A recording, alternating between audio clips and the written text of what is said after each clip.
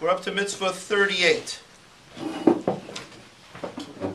This is the last mitzvah brought in the Aseres Adibrais, in the 10 Commandments, even though we've got more than 10 Commandments in the 10 Commandments. I should say more than 10 mitzvahs in the 10 Commandments, right? Mitzvah is a commandment. So this is prohibitive. It's a mitzvah's loisaseh, number 24 in the Torah. It's found in Shemais, Perek Chaf, Pasuk Yudalid. Loisachmaid beis re'echa, you shall not covet or desire your neighbor's house and all your neighbor's things. So basically, this is Aveira, to desire, to really want to have, to be jealous and want to have somebody else's things. Yeah. Now, we are not allowed. Let's understand with a basic. This is a very strange mitzvah. Everybody talks about it. This is a mitzvah that you do not get malchus on. You can't get any lashes for this because it's a lav. It's an aveira which has no action. Because the action is all in your head. It's all just thoughts. Yeah. And that means even if you force somebody to sell you something, all right? Happens to be if you force someone to sell you something and you even bought it at the right price, the fair price, it's still in favor because of the desire, because of the chemda, the wanting to have it.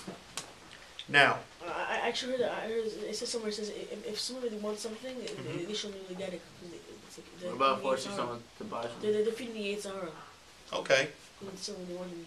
Fine, that's a musar vart, but I'm talking about right now an aveira in the Torah. You asked me about what? Is it the same thing as forcing someone to buy something? Forcing someone to buy something? No, that's a different thing. That's really stealing money from him because you're forcing him to give you something. As opposed to... As to forcing him to take your thing that you really don't want. This is something that you want from somebody else. So now, what is wrong with this? What is the aveira? Just wanting somebody else's things. What's so bad about wanting somebody else's things? And that is because we have to understand that everything that we are supposed to get is predetermined in Shemayim. Hashem knows and decides what we're supposed to get, what we're not supposed to get. So if we're not getting it, it means we're not supposed to have it. If we're supposed to have it, we'll end up with it. So if a person desires, I want that thing, you've basically decided in your mind, I don't care what God wants. I decide what I want. So by wanting things, Hashem really wants us to have it. If Hashem wants us to have it, we'll get it. But if we try to go out and start scheming and making plans, it's not going to work out anyway. Even if you get it, it comes with a price. God forbid we'll end up having to pay that price later on.